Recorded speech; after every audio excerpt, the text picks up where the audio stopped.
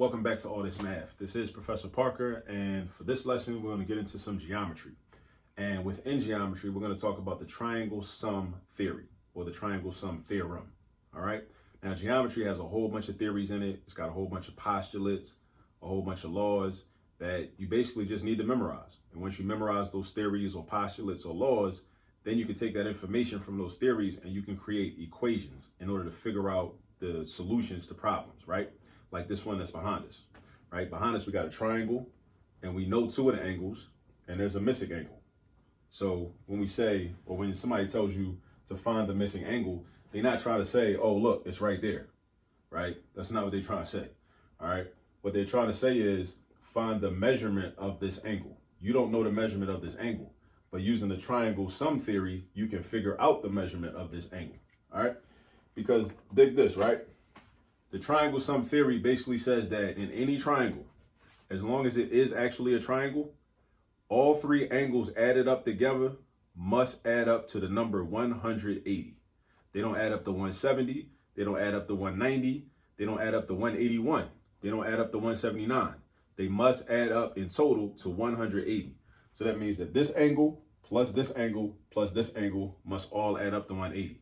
So imagine you was thinking about this out of the context of geometry. Imagine you needed $180 for a pair of sneaks, right? A pair of New Balance, right? You need $180 for a pair of New Balance. You got $80 already. Your grandma says she's about to give you $35. And now you try to figure out how much more money you still need because you know you're not going to have enough. You know, you don't know exactly what 80 and 35 is off the top of your head, maybe immediately, but you know it's not 180. So what would you do? You would add these two up. And then you would find out the difference between 180 and how much money you got. You do the same exact thing in this problem. So if you're sitting there thinking like, oh, geometry is so hard, it's so hard. It's math. It's just addition and subtraction, right? If you know the theory, you know what the theory says. I told you what the theory says. The theory says that all three angles must add up to 180. There's nothing extra difficult about that, right? Now that you know the theory, if you didn't know the theory, then that'd be a different issue, right? That it would be hard if you don't know the theory. But the theory says that all three angles must add up to 180, right? So there's ways we could figure it out. So we're going to write an equation, all right? Our equation might say this angle plus this angle plus this angle is equal to 180. So you're going to say 80 plus 35 plus, now, this is a question mark. So this is an unknown value. So we'll call that x. Or you can call it any variable you want, but I like to just use x. So we'll say x is equal to 180. So all three of these angles is equal to 180. So now using algebra, right? Using algebra, we can figure out what x is. First, we got to combine like terms. We don't have to, but that's just the way I like to do these problems, right? We could subtract 80 on both sides if we wanted to, but I don't want to do it that way, right? I like math because math gives you options. I like having options. So 80 and 35, we add them together. So 80 and 30 is 110. 110 and 5 is 115. So 80 and 35 is 115. Now, hopefully you can do that mentally. But if you can't, break out your calculator and do 80 plus 35. Your calculator will tell you that it's 115 also. So it's 115 plus x is equal to 180. So like the scenario with the New Balance you're trying to get. Your New Balance costs 180. You got $115. So you got to first figure out how much more money do I need? And then you got to figure out how you're going to get the money. But that's another conversation. That's not part of this video, right? So 115 plus x equals 180. So how do I isolate x by itself on the left side of the equation? I have to eliminate the 115. Now, how do I eliminate the 115? I do the opposite operation from what 115 is involved in already. 115 is a positive number. Positive number, that means addition. That represents addition. A positive number just represents addition, just like a negative number represents subtraction. So I do the opposite of addition, which is subtraction. So to get rid of this 115, I'm going to do minus 115 on the left side of the equation over here. Now on the right side, because we got to be balanced, I got to also subtract 115. So 115 minus 115 is nothing. The x comes down, and we got to do some arithmetic. 180 take away 115 is going to be 65.